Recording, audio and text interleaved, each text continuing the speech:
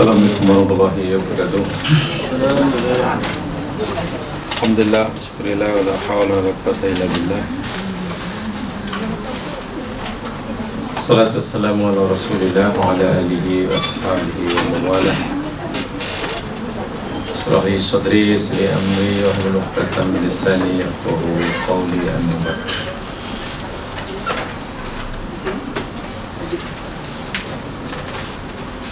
Kita akan teruskan kajian kita berkaitan dengan mahabbatullah wa rasulih, dan kita bicara tentang rahmatullah ala ibadihi, ayat-ayat yang berkaitan dengan rahmat Allah bagi hamba-hambanya.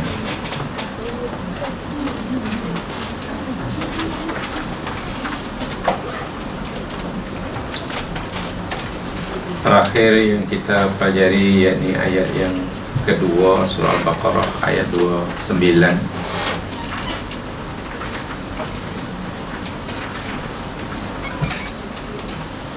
Sebagian penjelasannya telah disampaikan dan juga telah dipelajari juga.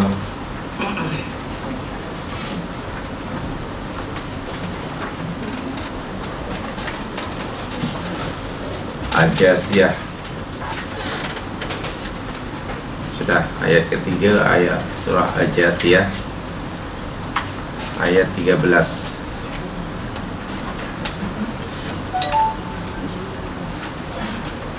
Sudah. Muka surah berapa tu? Rahmat Allah. Muka surah yang ke 8 ayat ketiga.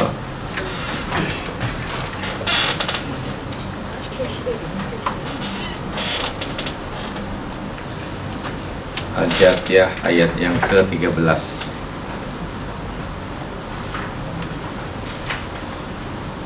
Dari 3 ayat ini saya coba simpulkan bahawa dalam kehidupan manusia ada 3 tingkatan rahmat Allah Subhanahu wa ta'ala. Mungkin telah ditulis fil hayatil insan talatatu manazil li rahmatillah. Ada 3 tingkatan bagi rahmat Allah buat hamba-Nya. Manzil yang pertama yakni al-faqru wal hajah. Ada. Manzil yang kedua rahmat ad-du'a was-su'al. Dan manzil yang ketiga rahmat Allah as-sa'yu wal amal. Dan saya telah jelaskan manzil yang pertama yakni rahmat Allah pada tingkatan al-faqru wal hajat.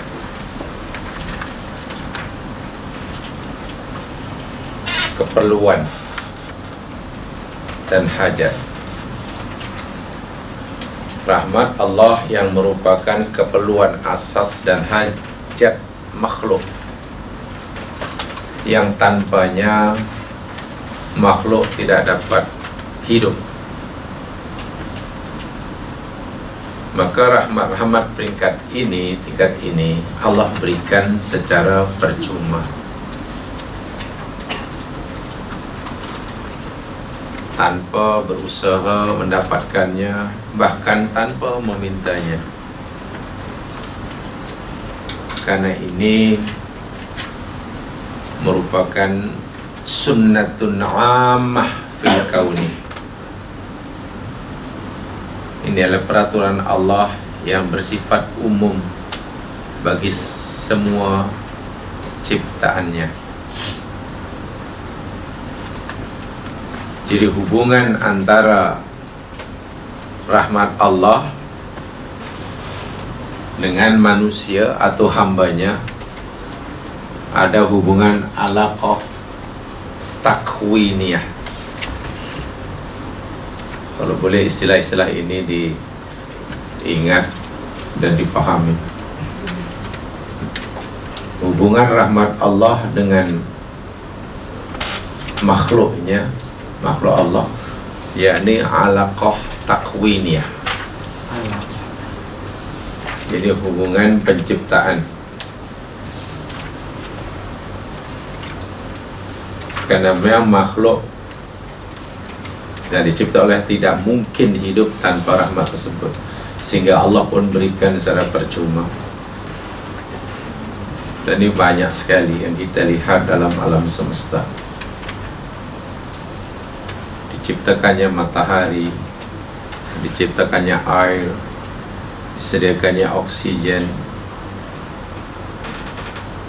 dikehendakinya susunan alam, susunan planet sedemikian rupa, tanpa manusia dilibatkan oleh Allah dan tanpa manusia memohonnya. Ini berlaku secara umum, tak kira mukmin atau kafir, percaya atau tidak. Para nabi kekasih Allah atau para orang kafir menjadi musuh Allah 100%. Dan ini pun jumlahnya tidak sedikit, jumlahnya sangat banyak, jumlahnya sangat-sangat banyak. Dan yang kedua, yakni manazil kedua, rahmat, manazil doa was su'al. Turunnya rahmat atau diberikannya rahmat oleh Allah dengan cara memohon, meminta. Sungguh pun Allah boleh memberikannya tanpa memohon, tapi Allah menyuruh hamba tadi meminta, merayu, bagi menzahirkan iftikornya, bagi menzahirkan iftikornya, kelemahan dirinya, ketidakmampuan dirinya. Saya berhajat kepada Allah Subhanahu wa ta'ala. Dan inilah yang Allah perintahkan kepada kita dalam Al-Quran, sebagaimana ud'uni astajib lakum, mintalah kamu, berdoalah kamu kepada aku, pasti aku akan kabulkan. Uji budak watada'i, aku akan mengkabulkan doa orang yang berdoa pada aku. Tidak da'ani dan seterusnya. Ini rahmat yang kita hendaklah memohon, meminta. Sebab tanpa permohonan daripada kita, tanpa rayuan pada kita, ya mungkin Allah tidak beri.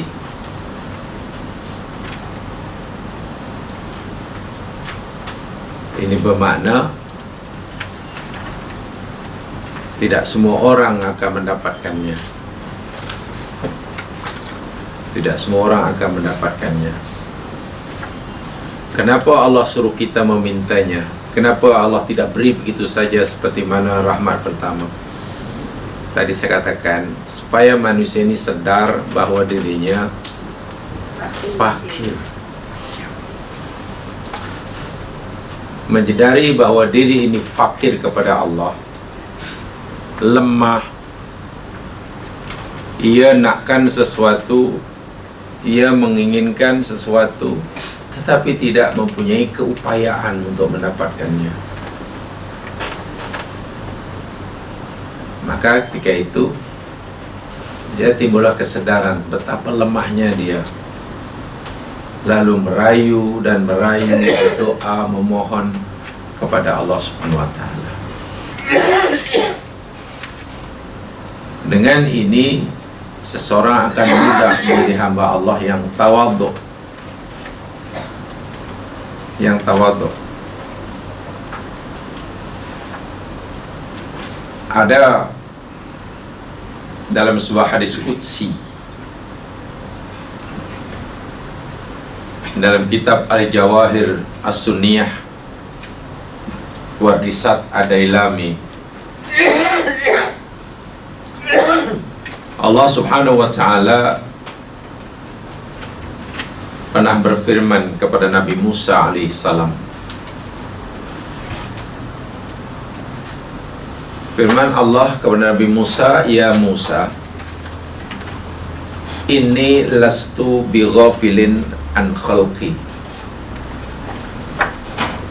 Wahai Musa, sesungguhnya aku ini tak pernah lupa, tak pernah lalai daripada ciptaanku. Aku yang mencipta mereka, aku yang sentiasa menjaga mereka, dan aku tak pernah melalaikannya, melupakan. Lengah sekejap pun tidak. Walakinni uhibbu an tasma'a malaikati dojijat du'a min ibadi. Tapi aku suka, aku mau malaikat-malaikatku, yakni yang Allah tugaskan untuk menyampaikan, membawa doa, pemakbulan doa, mendengar dojijat du'a min ibadi, rintian doa dari hambaku.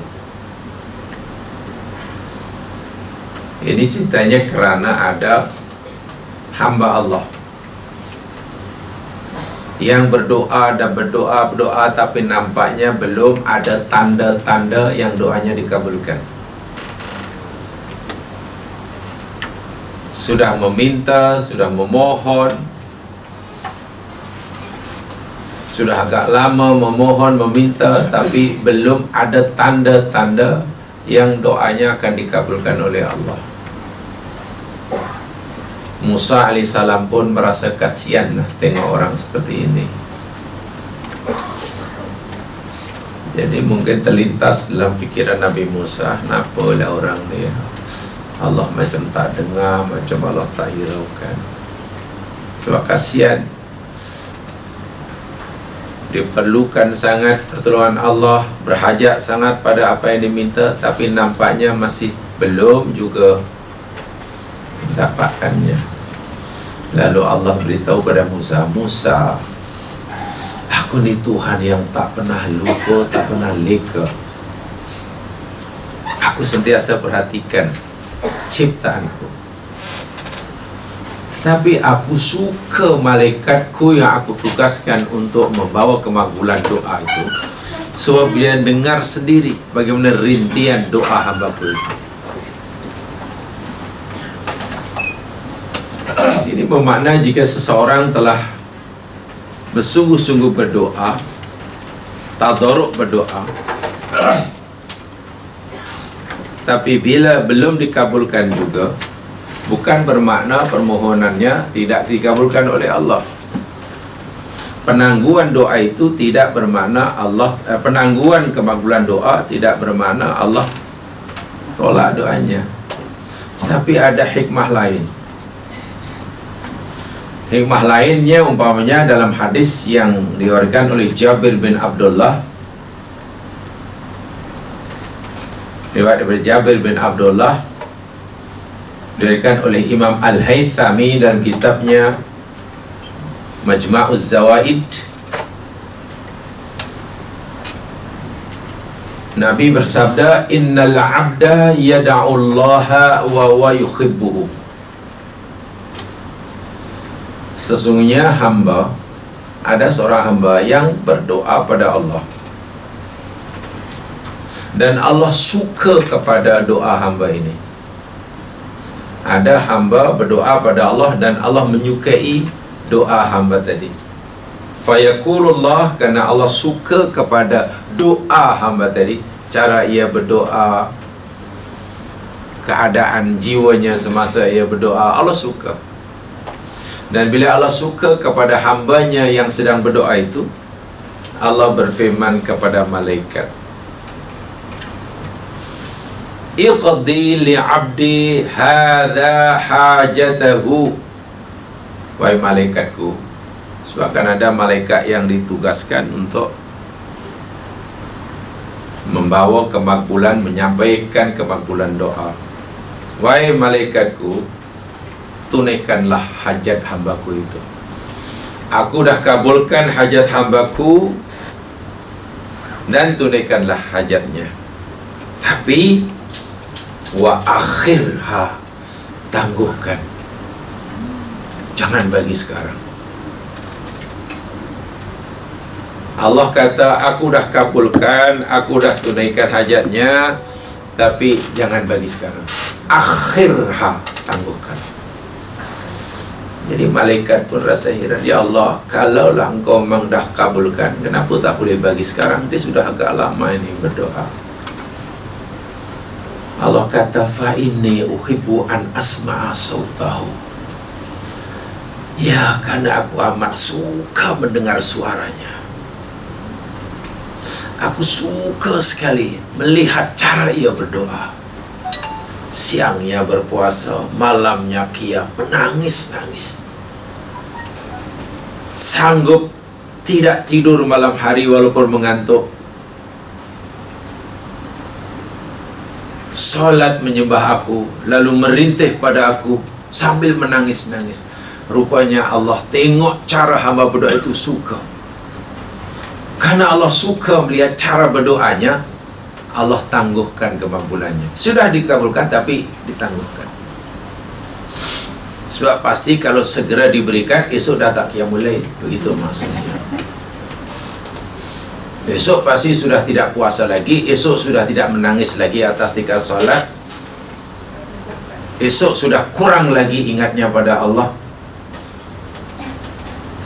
Coba kita bayangkan, orang itu belum pun doanya dikabulkan, belum pun orang itu mendapatkan kemakbulan doanya.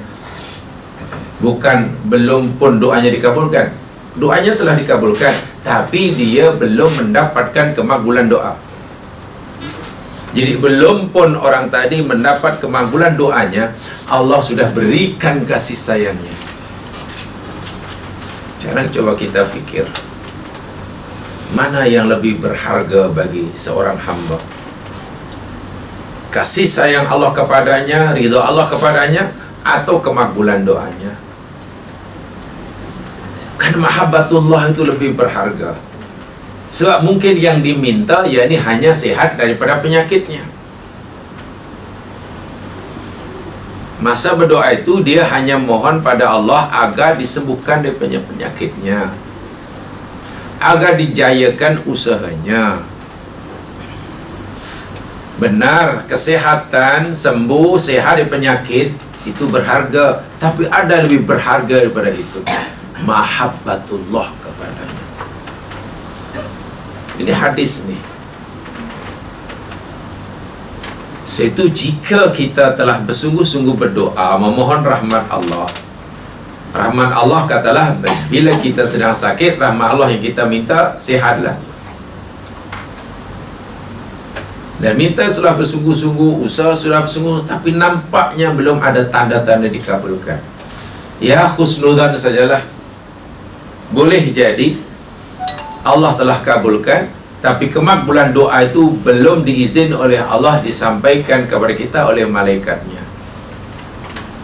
Rahsianya, Allah suka mendengar cara kita berdoa. Allah suka mendengar tangisan kita malam hari. Allah suka melihat bagaimana tadarruknya kita. Satu. Wa innal 'abda la yad'ullaha wa huwa yubghituhu. Dan sebenarnya ada hamba lain yang kata Nabi, dia mohon pada Allah, dia ingin mendapatkan rahmat Allah, dan dia mintalah, sebab ini rahmat yang perlu diminta, perlu dipohon. Tapi wa huwa yubghituhu, Allah tidak suka kepada orang ini, tidak suka. Fayaqulullah, lalu Allah berfirman pada malaikatnya, idli abdi hadha hajatahu, wahai malaikatku, aku kabulkan hajat hamba ini, dan bagi sekarang apa yang dia minta tu bagi. Jika ia minta sihat, bagi dia sihat sekarang. Bila minta percaya, bagi dia. Jangan tangguh-tangguh. Ajilha, segerakan. Tadi akhirha, segerakan. Kan dia minta malam ini, bagi malam ini, besok bagi. Dia minta minggu ini, bagi minggu ini. Malaikat, ya Allah, kenapa yang ini pula mesti disegerakan?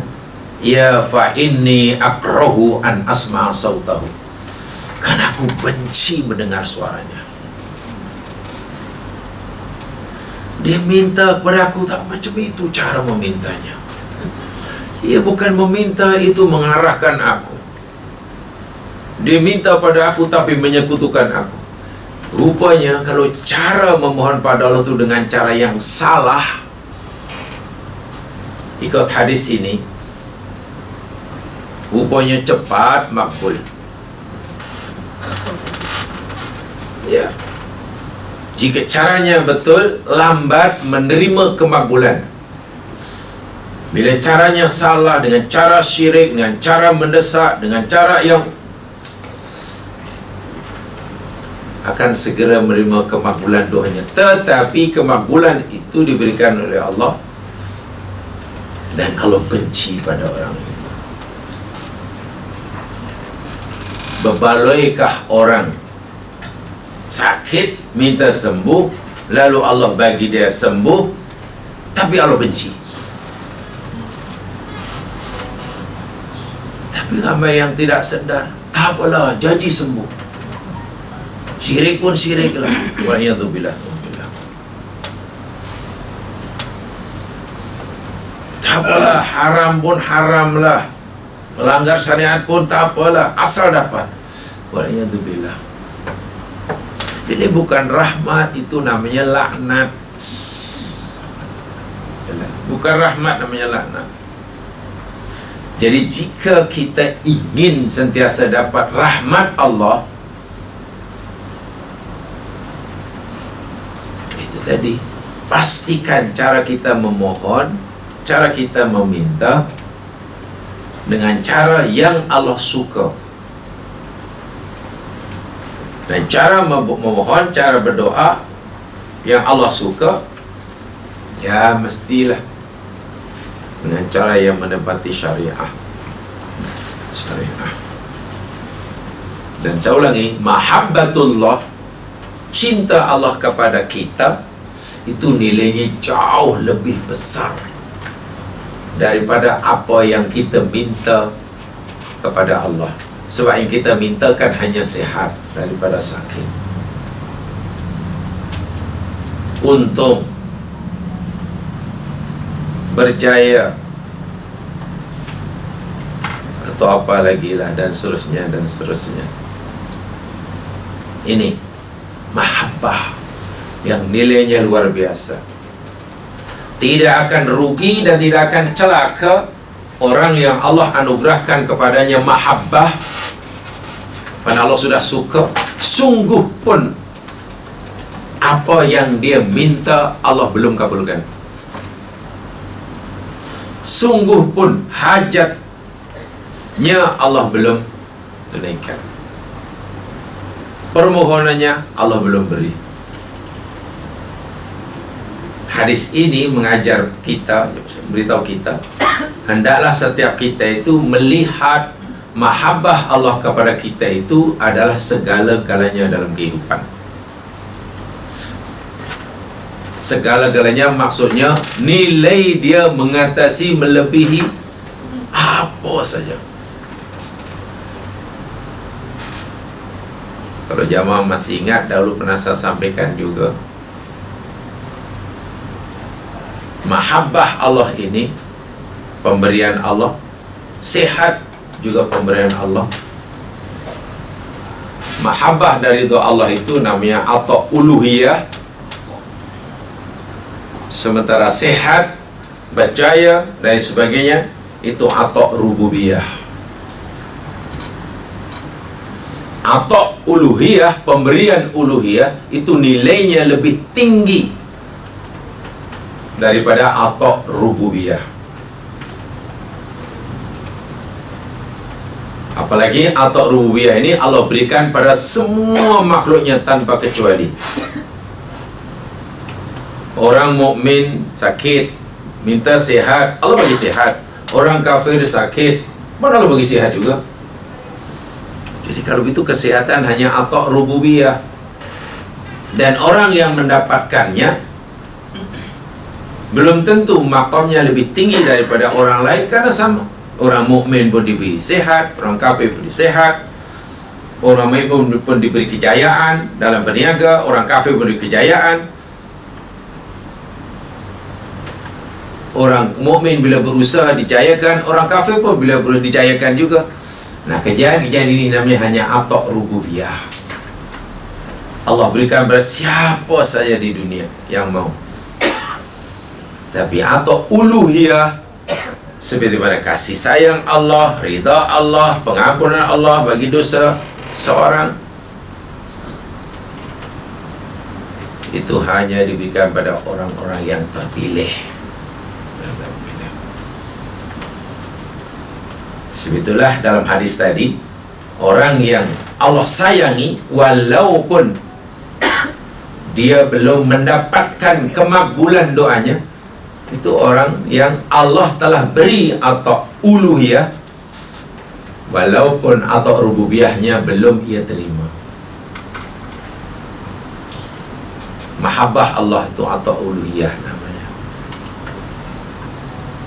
Apa yang dihajatkan, yang diminta daripada Allah itu hanya ata rububiyah.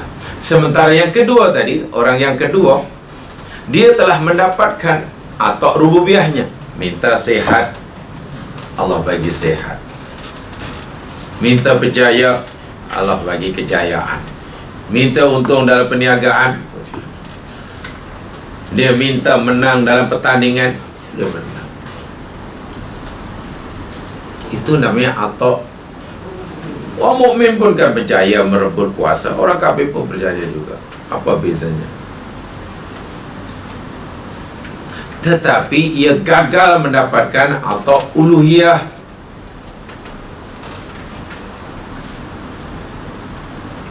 Sebab itu Allah benci pada orang seperti ini. Dan lebih teruk sekali lagi, lebih malang lagi, jika orang yang hakikatnya dibenci oleh Allah, ia tidak merasa dibenci, bahkan merasa Allah sayang.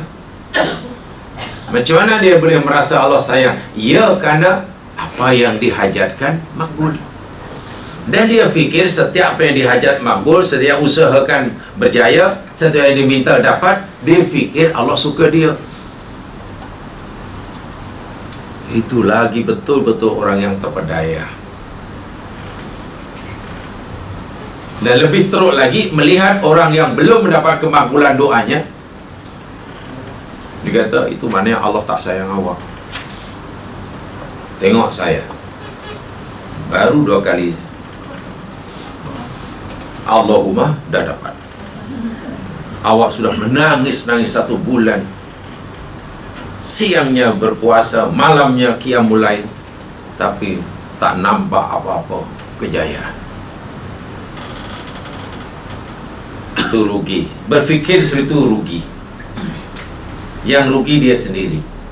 Sebab hadis ini bagi saya sangat penting kalau kita bicara tentang mahabbatullah. Sebab mahabbatullah ini kadang yang tadi saya katakan ata uluhiyah, jadi tak nampak. Kalau ata rububiyah itu nampak, ata uluhiyah ini tak nampak. Terampunnya dosa mana nampak, diterima amal mana nampak. Tapi ata rububiyah kan nampak.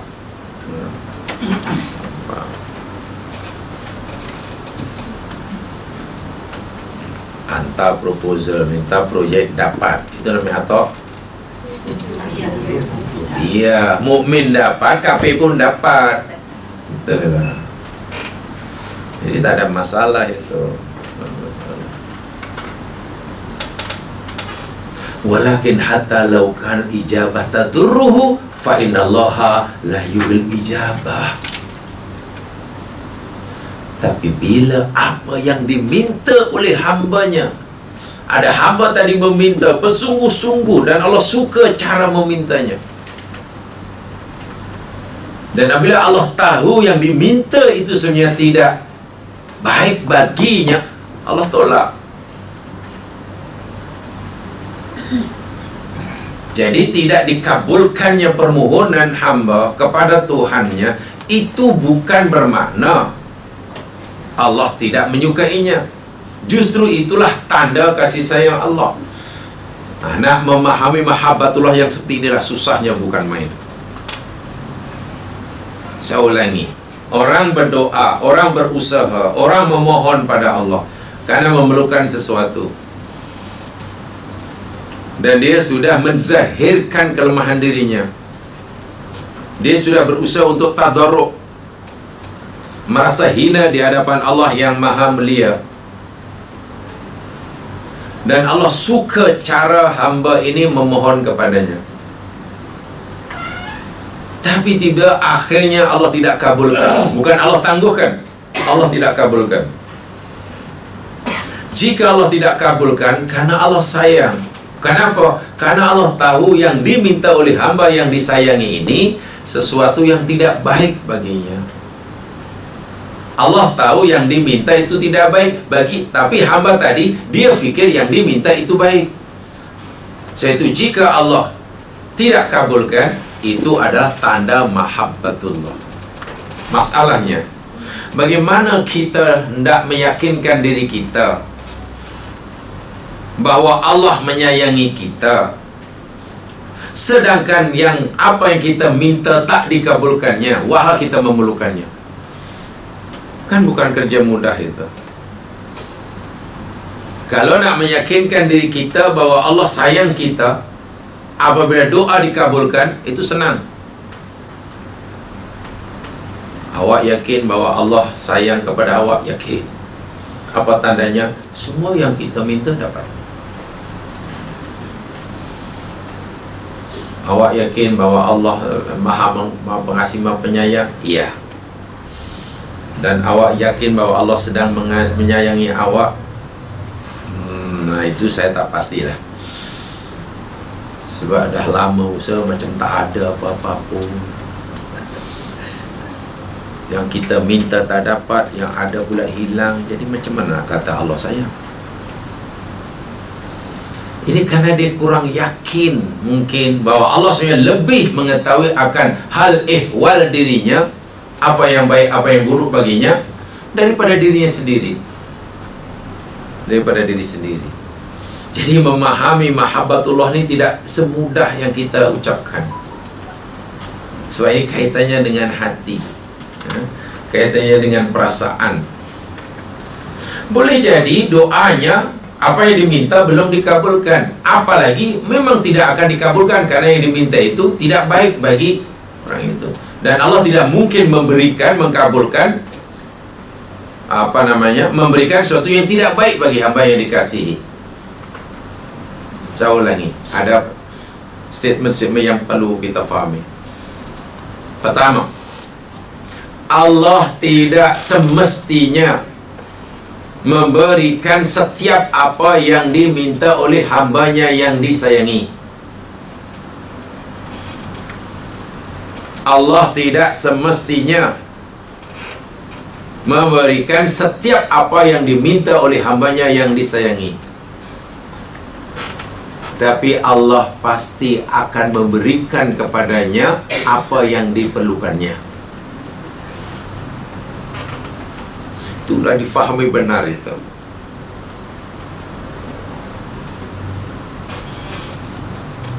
Yang keduanya, Allah tidak mungkin mungkin memberikan sesuatu yang tidak baik kepada hambanya yang disayangi. Tidak mungkin. Apa saja yang Allah putuskan, yang Allah tetapkan pada hambanya yang disayanginya, pasti ianya yang terbaik baginya. Tidak mungkin Allah bagi yang tidak baik. Jika dalam ilmu Allah, dengan kebijaksanaannya, dengan keadilannya, dengan maha pengasih, maha penyayangnya, bahawa yang terbaik bagi hambanya itu yakni tidak dikabulkan permintaannya, ya Allah tidak kabulkan. Sebab Allah tahu yang baik yakni tidak dikabulkannya. Sebab bila dikabulkan nanti akan begini. Itu Allah mahu. Bagi orang yang berusaha untuk mencintai Allah, kena yakin hal itu. Lihat ayatnya. Kita jangan kita jangan sampai terperangkap istilahnya, terjebak dalam berdoa. Ini dalam masalah mahabbah ni lah. Dengan ayat yang ke-11 surah Al-Isra.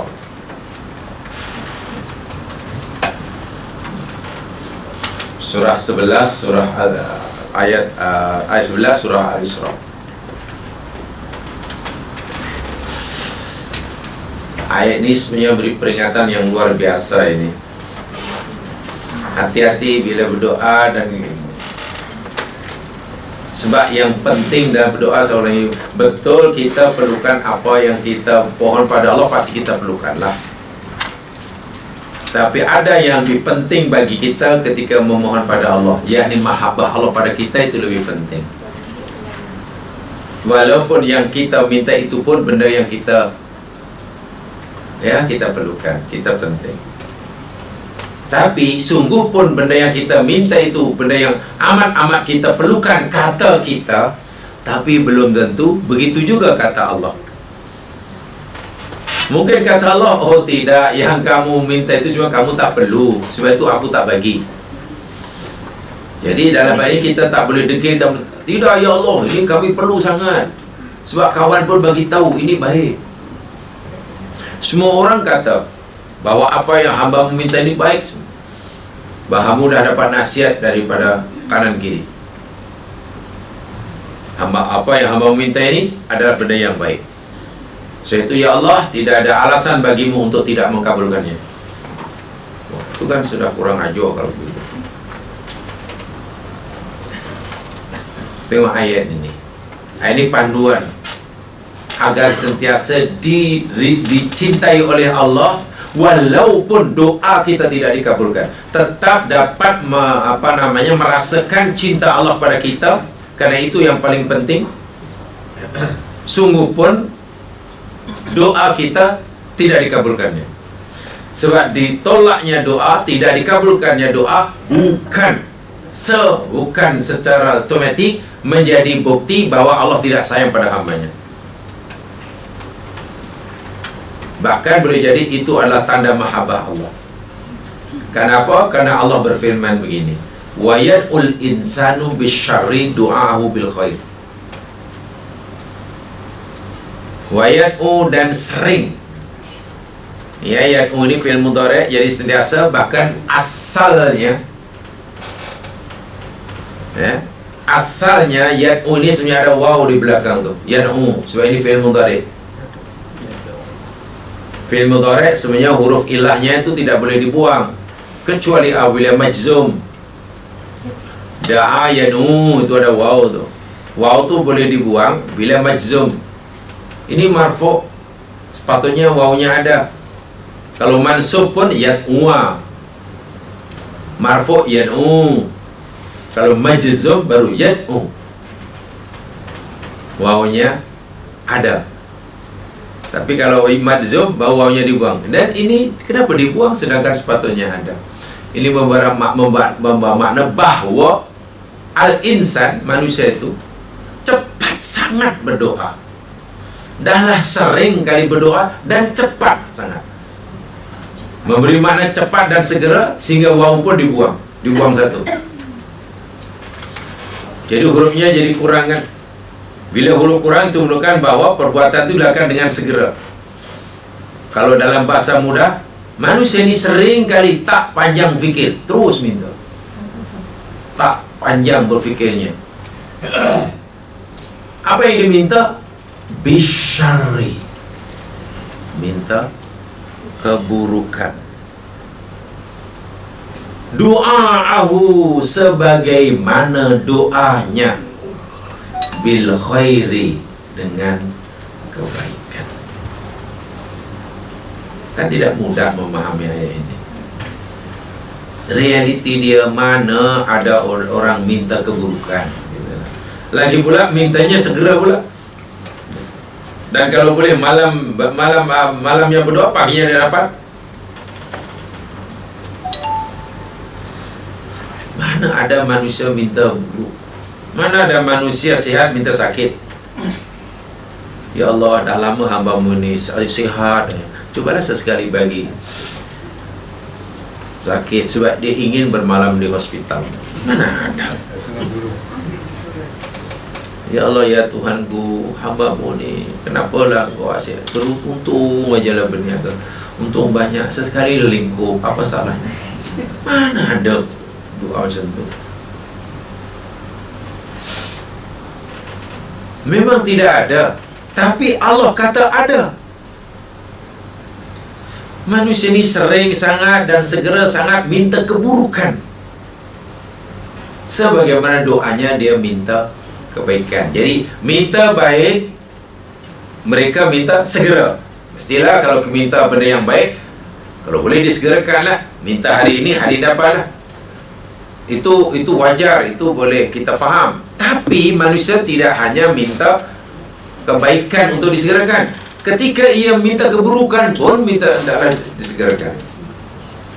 Satu di antara maknanya. Ini satu di antara, bukan satu-satunya ya. Siapa ini tafsirnya banyak. Tafsir ayat ini banyak. Satu di antara maknanya, sering kali manusia itu memohon pada Allah sesuatu yang tak baik. Karena dia tak tahu yang diminta itu benda yang tak baik, dia fikir baik, maka berdoanya pun bersungguh-sungguh. Itu agak-agak kalau Allah kabulkan bahaya atau tidak? Pasti bahaya. Sering kali manusia ini meminta sesuatu kepada Allah, sesuatu yang tidak baik baginya, yang dia fikir baik. Karena dia fikir yang diminta itu baik, wahai ia tak baik, maka mintanya pun kalau boleh segera dikabulkan. Kenapa orang bersungguh-sungguh minta sesuatu yang itu bersungguh-sungguh? Ya karena tidak tahu yang diminta itu benda tak baik. Sebab dia fikir yang diminta benda yang baik.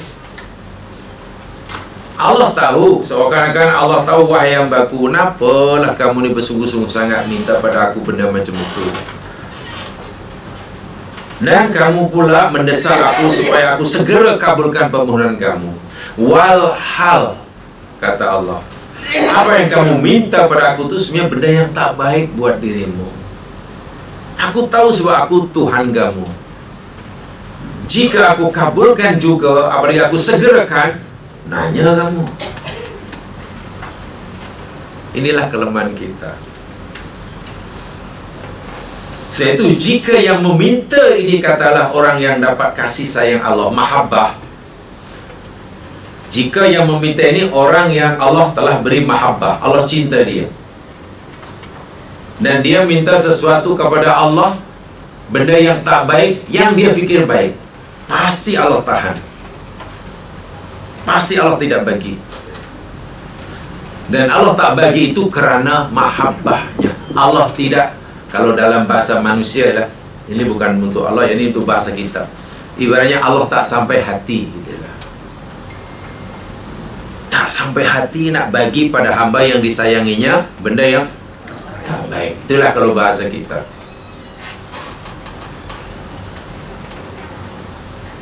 Tidak tega. Itu untungnya orang yang dikasihi oleh Allah. Orang yang dapat mahabbah daripada Allah, bila dia minta benda yang baik, dan Allah tahu benda itu baik, itu pun Allah tidak segera dikabulkannya, atau tidak segera hamba itu mendapat kemakbulan doanya, tapi Allah tangguhkan kerana Allah suka mendengar cara berdoanya. Dan jika sekiranya hamba yang disayang ini memohon sesuatu pada Allah yang sebenarnya tidak baik baginya, tapi dia tidak tahu, ya Allah tidak akan kabulkan. Bermakna orang yang disayang oleh Allah ini tak pernah rugi dalam hidup. Percayalah, tidak pernah rugi, kerana Allah sentiasa memberikan yang terbaik baginya.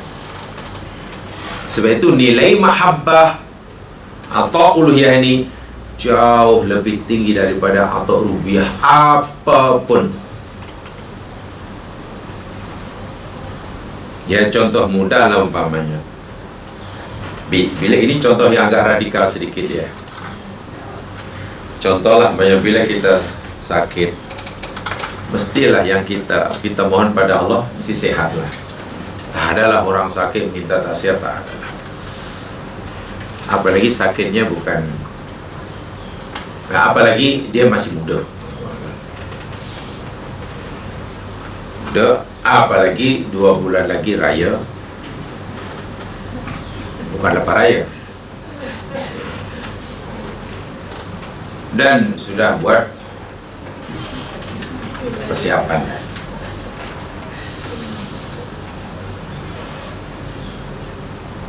Katakanlah Allah tahu, sebetulnya Allah tahu bahwa yang terbaik bagi hambanya ini bukan sehat, apalagi ajal sudah. Jadi yang baik bagi hamba itu mati ya. Allah Maha tahu yang baik bagi hamba itu bukan sehat daripada sakitnya, tapi menemui ajalnya. Lalu hamba itu minta sangat sehat, minta sangat sehat, karena bagi dia, yang dia fikir yang baik baginya itu sehat. Dan masa mencari memohon sehat tadi, dia di samping tetap sabar dengan cara yang syar'i, dengan rintihan di malam hari.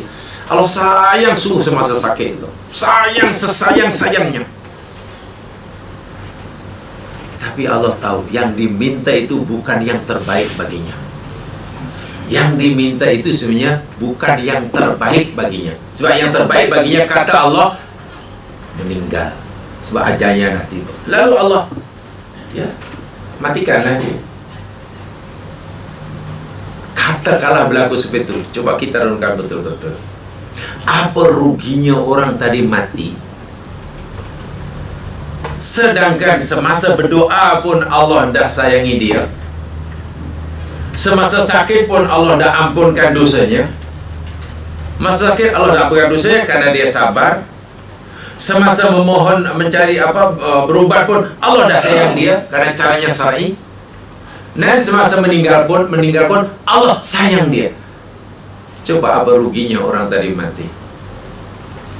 So kematian seperti itu nilainya lebih berharga daripada sehat yang diminta. Sebab itu Allah bagi yang lebih baik. Itu orang yang disayangi oleh Allah. Lagi sekali, tidak mudah memahami mahabbah seperti itu. Sebab saya yakin jika orang itu diberi pilihan dalam umpamanya, wayang baku, kau pilih mana, nak mati sekarang atau sehat? Sehat. Nak mati sekarang atau sehat? Belum sehat, belum habis baca sehat. Sebab itu Allah ingatkan dalam ayat tadi, surah Al-Isra tadi, Aku lebih tahu yang terbaik bagi kamu, wahai hambaku. Jadi bila kamu minta sesuatu tu, serahkan pada aku. Kamu mintalah padaku yang terbaik buat dirimu menurut aku, kata Allah. Jangan kamu paksa aku memberikan kepada kamu apa yang terbaik bagi kamu menurut kamu. Nanti susah. Sebab yang terbaik itu pasti apa kata aku, bukan kata hang. Itulah, nak memahami sebetul, meyakinkan dalam hidup bukan main susahnya.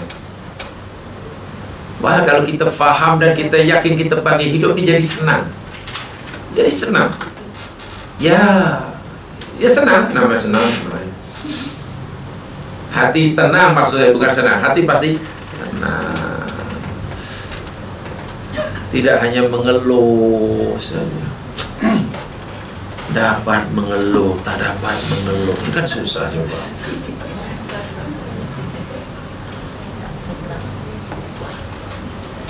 Belum kahwin mengeluh, dah kahwin, sekali kahwin lambat punya anak mengeluh. Anak lahir sekali lahir 3 mengeluh. Dah baru masuk sekolah, nak sekolah mana nanti bingung. Dah masuk sekolah pula mengeluh lagi. Sebelum anak periksa mengeluh. Kali anak gagal pula pemeriksaan mengeluh. Sekali dah berjaya masih bingung lagi nak ke mana. Macam mana ya? Hidup hanya menimbun-nimbun keluhan. Ya pastilah ada sesuatu yang hilang dalam hati kita. Dalam hati kita. Mengeluh ya, saya maksudnya mengeluh, keluh kesah ya, bukan berfikir. Sedangkan nikmat terbesar, karamah terbesar Allah kepada hambanya, iman di dunia wa iman di akhirat. Dahulu pernah saya katakan, karamah terbesar yang Allah berikan pada kekasihnya di dunia di akhirat. Kekasih Allah namanya apa istilahnya kekasih Allah menurut Al-Quran? Kekasih Allah dalam bahasa Al-Quran apa namanya? Waliullah. Waliullah itu maknanya kekasih Allah. Karamah yang besar yang Allah berikan pada kekasihnya dunia akhirat itu, la khaufun alaihim walahum yahzanun. Tengok dalam Al-Quran. Bukan karamah terbesar waliullah, yakni apabila minum kopi panas tidak melecur lidah, bila hujan tak basah. Itu wali apa ke benda? Itu karamah, tanda bahawa Allah sayang dia. Dia makan banyak-banyak tapi yang kenyang orang yang tengok. Wah, itu bukan wali itu. Ya untunglah kalau begitu. Tak payah belajar makan. Duduk aja sebelah orang itu, kenyang sendiri. Yalah, dia wali lah. Dia yang makan, kita pula yang kenyang sebenarnya.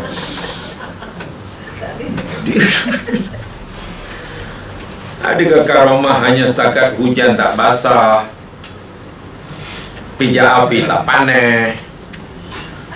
Macam mana? Nak pergi Kuala Lumpur, sekali mata dah sampai KL, malah tak syok. Macam ini pergi Makkah, dia kata, tahu-tahu dah di Makkah, tak syok. Yang syok tu kan nak naik kapal terbang, dilayan, kan? Coba kalau puk sampai, tak syok. Nak pergi Johor Bahru, tahu-tahu dah sampai Johor Bahru, kan tak syok. Kan tak nampak sungai besi, tak nampak nilai, kan? Tak boleh singgah dia R&R, kan? Tak syok. Sebab itu mungkin jin ni berjalan tak syok. Mungkinlah jin ni kalau berjalan-jalan tak syok sebab cepat sangat. Anda bayangkan, kalau suatu saat kita ada kenderaan yang semua supersonik, ya, atau supersonik hanya mungkin kelajuannya melebihi kepantasan suara lah. Katalah sudah 10 kali ganda kepantasan suara, mungkin nanti hidup menjadi tak syok. Karena pergi ke mana-mana cepat. Rasa-rasa nak beginilah, pergi mana? nak makan putu ayam di Melbourne. Tuh, dah sampai situ. Tengok, lepas ni nak buat nak. Tak apa, saya nak tengok apa, petik rambutan lah di Ulu Yam. Tak syok. Itu mungkin jin ni tak syok berjalan karena pantas sangat, sehingga terasa bumi terasa terlalu kecil, tu malah tak syok. Yang syok tu ya, tapi coba aja sama drive lah daripada kayu hitam ke air hitam. Coba kalau kita dari kayu hitam, jangan berhenti. Jangan terus dan tunggu cuti, tak ada kenderaan kecuali kita. Boring. Percayalah. Laju sekalipun boring. Jadi waliullah, karamah terbesar yang Allah berikan di dunia akhirat. Quran cerita itu, la khaufun alaihim wala hum yahzanun. Tidak sedih, tidak takut dan tidak sedih. Itu coba. Macam mana sedih? Mohon pada Allah, sebenarnya Allah sudah kabulkan tu, tapi ditangguhkan. Kenapa ditangguhkan? Rupanya Allah suka tengok saya pun ni. Tengok, merasa disayangi Allah, dapat mahabbah Allah, kan hatinya pasti gembira. Bila dikabulkan pula, wah lagi gembira. Bila tidak dikabulkan, Allah dia tahu, oh Allah rupanya sayang saya. Sebab itu doa saya tidak dikabulkan. Sebab yang kita minta rupanya bukan yang terbaik buat saya. Rupanya Allah pilihkan yang lain yang terbaik. Mana ada peluang untuk kecewa kalau orang dah sampai begitu. Itu imannya pada Allah. Ingat, iman itu dalam betul-betul meresap dalam hati. Sebab kalau hanya teori, ya susah. Iman teori kan mana hanya iman ilmiah lah, iman amaliyah. Apalagi iman itu letaknya dalam hati, ya, bukan difikir, bukan difikir. Dan manzil yang ketiga, yakni rahmat Allah dengan as-sa'yu wal amalu, yakni rahmat yang hendaklah kita cari dengan usaha, bukan hanya dengan doa, dengan beramal. Kata orang dengan membanting tulang, bermandikan peluh. Wah, begitulah. Kaki jadi kepala, kepala jadi kaki. Nak tunjuk rajin bekerja tu sampai begitu sekali. Itu dah kerja dah. Siang tak tahu malam, malam tak tahu siang. Barulah Allah bagi rahmat itu. Lihat firman Allah dalam surah An-Nahl ayat 97. Coba, ini dalilnya.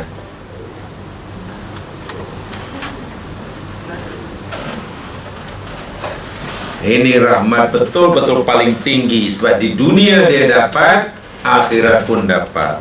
Lihat surah An-Nahl ayat 97. Inilah tingkat rahmat Allah yang tinggi ini. Dunia senang, akhirat senang.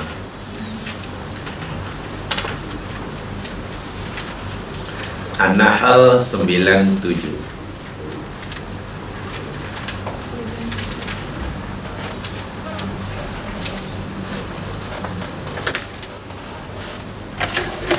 Allah Subhanahu wa ta'ala berfirman, a'udzu billahi minasyaitonir rajim, man 'amila sholihan, siapa saja yang beramal soleh, min dzakarin aw untha, sama ada daripada kaum lelaki ataupun kaum perempuan. Syaratnya beramal soleh, syaratnya wa huwa mu'minun, dalam keadaan ia beriman. So iman, amal soleh, iman, amal soleh, begitulah. Iman itu menjadi dasarnya. Iman itu yang menggerakkan hatinya untuk beramal, dan amal itu mesti soleh. Jadi amal soleh, yakni amal itu mesti sesuai dengan imannya. Karena imannya pada Allah sahaja, maka amal solehnya mesti sesuai dengan kehendak Tuhan yang dipercayainya. Itu amal soleh. Iman itu kepercayaan kepada Tuhan. Kalau kita orang Islam percaya pada Tuhan Allah SWT sahaja. Iman itu dalam menjadi penggerak, karena itu hati.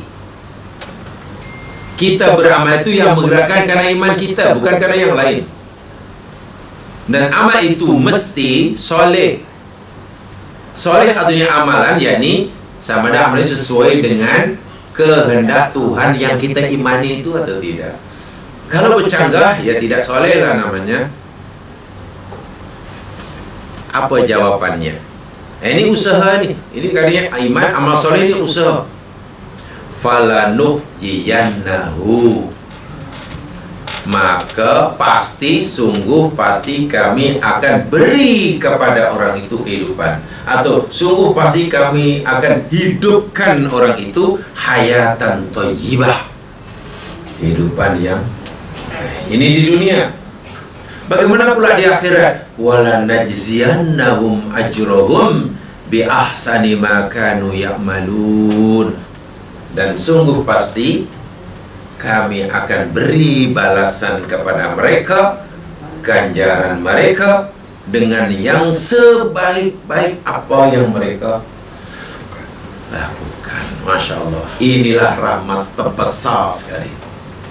Dunia hasanah, hayatan thayyibah, bukan hanya murah rezeki, sehat walafiat, tapi juga tenang, bahagia dalam arti yang sebenarnya. Kalau dia ada keluarga pun, keluarganya samara. Dia dapat keluarga samara, sakinah, mawaddah, rahmah. Ini bahasa saya seorang yang tidak akan dengar dari siapa saja. Sakinah, karena keluarga mesti tenang. Mawaddah, penuh kasih sayang yang diterjemahkan melalui perbuatan. Dan rahmah, penuh dengan kasih sayang yang dah tak mampu dizahirkan dengan perbuatan. Jadi mawaddah biasanya ada pada pasangan yang masih muda dan kuat. Sementara rahmah itu ada pada pasangan yang sudah tidak kuat.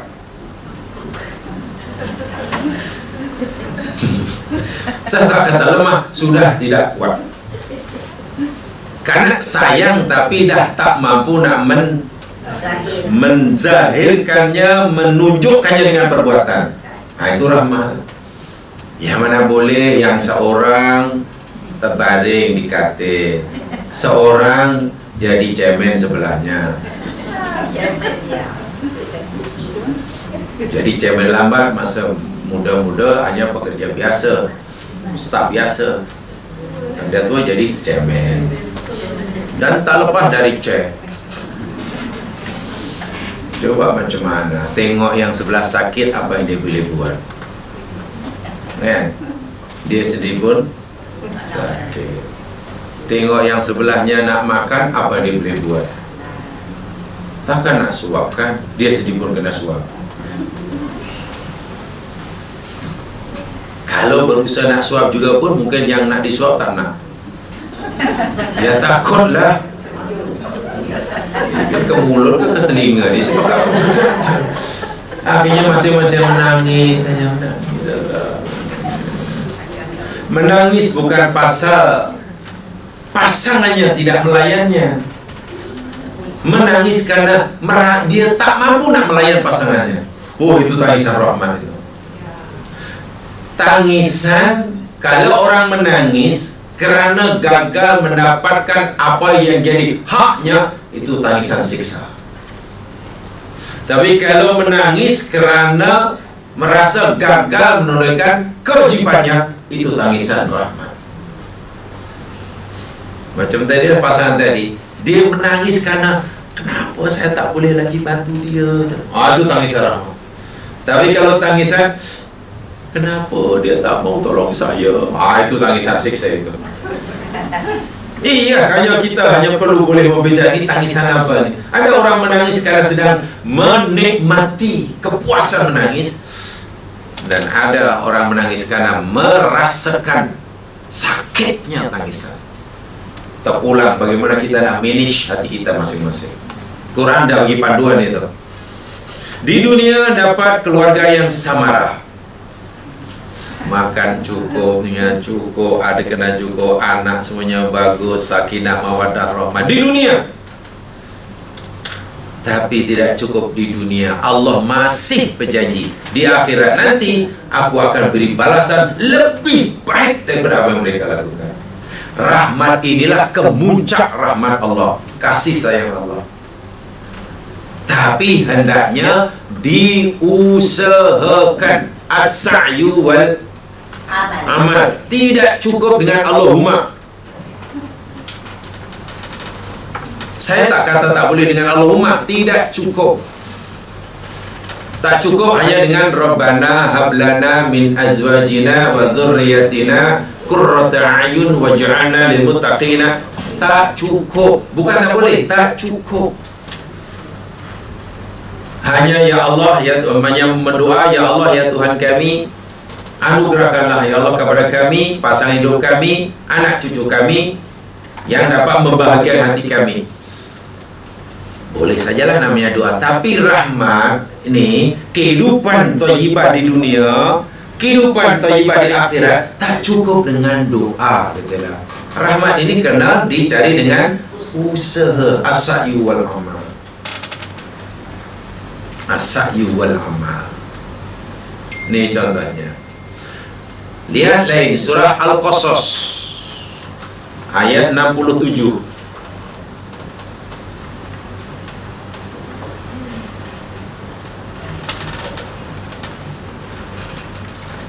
Surah Al-Qasas ayat 67.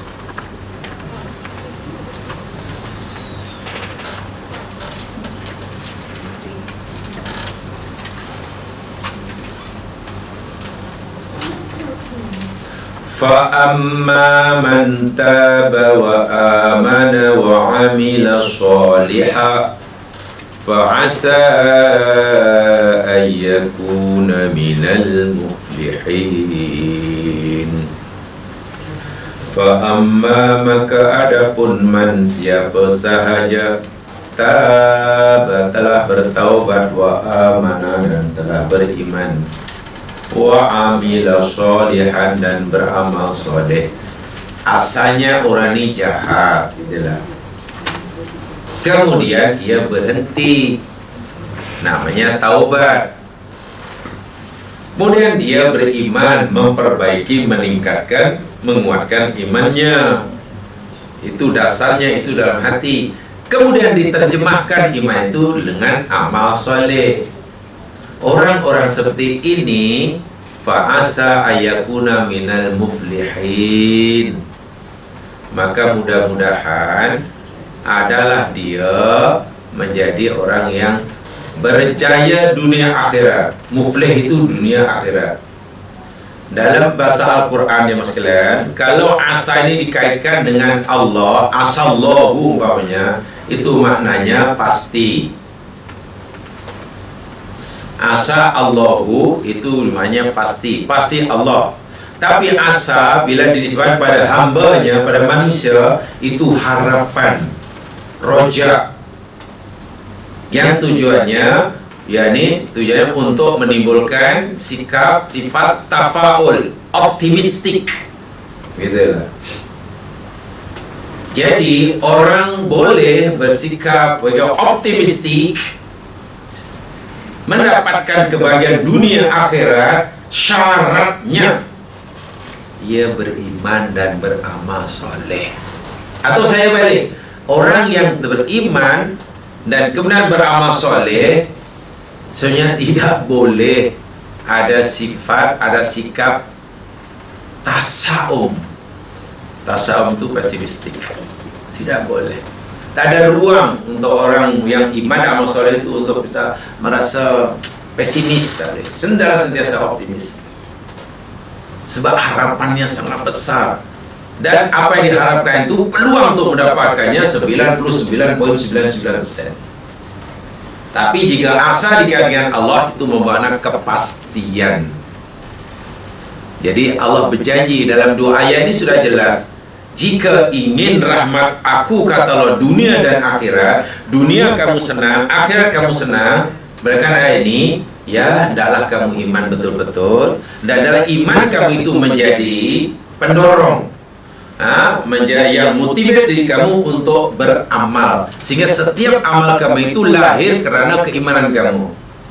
Faktor keimanan itu yang mendorong kamu beramal. Sebab kalau dia percaya pada Allah, pamannya, tapi bekerjanya, beramalnya bukan karena Allah, ya tak betul lah, itu tak sambung. Tak sambung antara iman dan amalnya. Iman dan amal soleh ini mesti bersambung. Amal soleh merupakan terjemahan daripada iman yang ada dalam hati. Iman itu dari terjemahkan oleh amal soleh, sehingga mesti ada hubungan. Dia sudah iman kepada Allah dan tidak dia hanya percaya kepada Allah. Tapi ketika beramal niatnya bukan kerana Allah, itu bukan amal soleh. Kan terputus. Jadi sepatutnya amalnya barulah Allah jamin kebahagiaan dunia, hayatan thayyibah, dan di akhirat masuk surga. Istilah Quran, para khusus, orang ini termasuk orang yang muflihin. Jadi man amila solihan, man amana wa amila solihan, atahu lahu hayatan thayyibah. Siapa saja yang iman dan amal soleh, Allah akan beri kehidupan yang di akhirat pula. Ulaika yadkhulunal jannah, mereka masuk surga. Ali bin Abi Thalib, sahabat terkenal, sepupu Nabi, menantu Nabi, khalifah keempat, orang yang sangat hebatlah, pemuda ahli surga. Beliau pernah mengucapkan satu ungkapan yang sangat indah.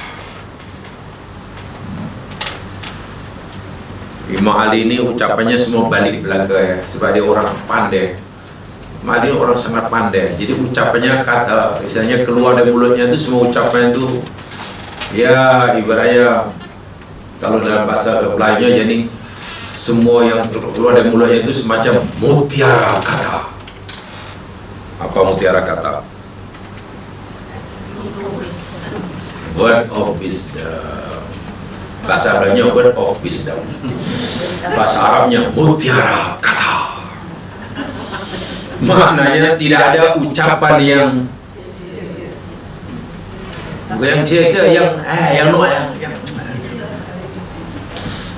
tak ada mutu sama sekali. Itulah. Ucapannya sentiasa luar biasa.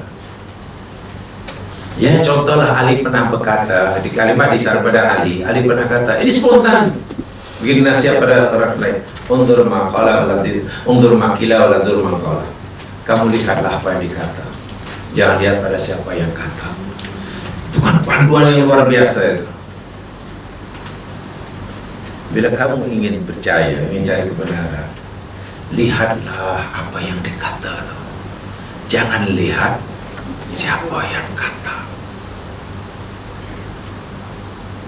Pertama, kita pasti akan dapat kebenaran.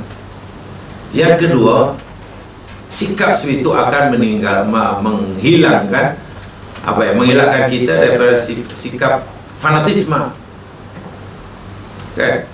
Kalau orang sentiasa melihat siapa yang kata, tidak memperhatikan, tidak mengambil kira apa yang pastilah timbul fanatisme.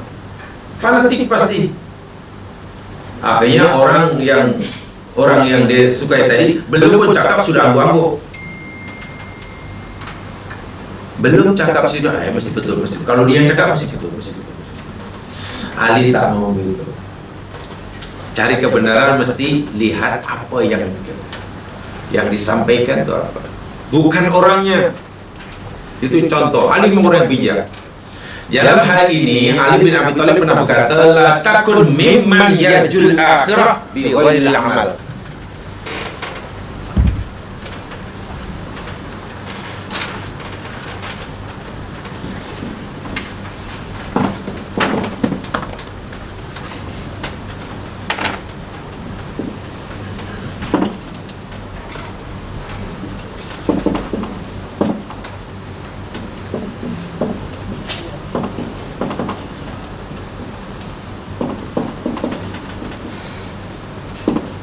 Ini dalam satu buku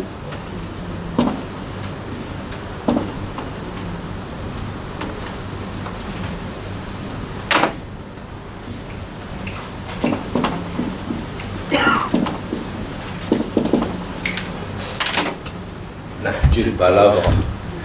Itu buku himpunan ucapan-ucapan mutiara kata Ali. Mutiara Nahjul Balaghah. Kemuncak kebaligan kebalaghah ucapan. Ali pernah berkata, la takun mimman yarjul akhirah bi ghairi amal. Janganlah kamu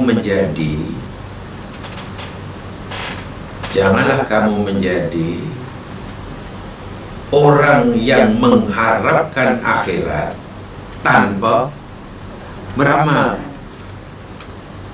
Ingin dapatkan kebahagiaan dunia ke akhirat tanpa amal, hanya berdoa. Macam mana? Kamu ingin masuk surga? Ya. Kalau itu janganlah hanya berdoa tanpa amal.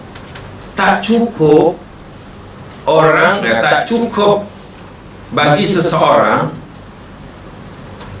untuk mengelakkan dirinya daripada api neraka hanya dengan waqina adzabannar. Tak cukup. Itulah maksud Ali. Untuk mengelakkan diri pada neraka dengan amal, yakni jangan lakukan perbuatan yang membolehkan menyebabkan kamu masuk dalam neraka. Tak cukup untuk seseorang masuk surga hanya dengan wa adkhilnal jannata mal abrar. Sebab rahmat yang satu ini memang tak cukup dengan doa. Ini rahmat yang peringkat 3 dengan as-sa'yu wal amal. Begitulah. Dan as-sa'yu wal amal. Yang ini tidak cukup. Dan itu paling tinggi sekali. Dan tidak diberikan kecuali pada mereka yang betul-betul berusaha, Tuh ada 3 manazil. Yang pertama itu Allah bagi percuma. Karena itu memang al-faqru wal hajah, dan tidak menunjukkan kemuliaan yang menerima. Kedudukan makhluk dalam pandangan Allah dengan rahmat tingkatan yang pertama itu sama ya. Sebab semua dapat. Kita dapat, orang lain dapat, orang mukmin dapat, orang kufur dapat, bahkan hayawan pun dapat. Nah, lembu kan juga perlu makanan, lembu juga perlu minuman, lembu juga perlu tidur, lembu juga perlu oksigen. Jadi kalau kita dapat oksigen, ya belum mulia sangat sebab lembu pun dapat oksigen juga, gitu kan. Jadi masih sama. Yang kedua itu kena berdoalah. Berdoa yang dua itu sakit itu kena berdoa. Nabi Zakaria berdoa sampai baca. Tetapi jika dapat belum tentu bahagia dunia akhirat. Orang sakit kemudian berdoa, berusaha minta sembuh, lalu Allah bagi sembuh, kan belum tentu dunianya bahagia, akhirnya bahagia. Kan baru minta sehat.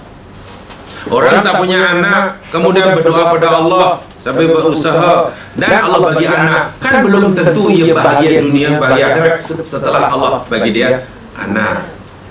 Yaitu rahmat yang kedua ini, ya peringkatannya lebih tinggi yang pertama. Yang paling tinggi yang ketiga itu rahmat yang mesti dicari, diperoleh dengan itu, baru janjinya dunia bahagia, akhirat bahagia. Dan yang ketiga ini pasti diberikan oleh Allah kepada yang disayangi saja. Yang disayangi saja. Yang pertama pada semuanya. Yang keduanya orang kafir pun dapat. Orang mukmin pun dapat. Hanya yang Allah berikan pada orang mukmin itu tanda sayangnya, yang berikan orang kafir itu tanda murkanya. Yang berikan orang mukmin namanya rahmat, yang kepada orang kafir namanya istidraj. Yang kedua itu. Adapun yang ketiga ini hanya diberikan pada orang mukmin saja. Dan orang yang dapat sangat bertuah. Sebab hayatan thayyibah dunia dan surga di akhirat. Itu tiga jenis rahmat Allah. Mudah-mudahan kita dapat memahaminya, dan memang saya kata ini tidak mudah untuk memahaminya, khasnya meyakinkan diri kita masing-masing, tetapi ia perlu kita usahakan dan wajib kita usahakan. Wallahu a'lam. Sallallahu alaihi wa sallam. إلا الذين آمنوا وعملوا الصالحات وتواصوا بالحق وتواصوا بالصبر. السلام عليكم ورحمة الله.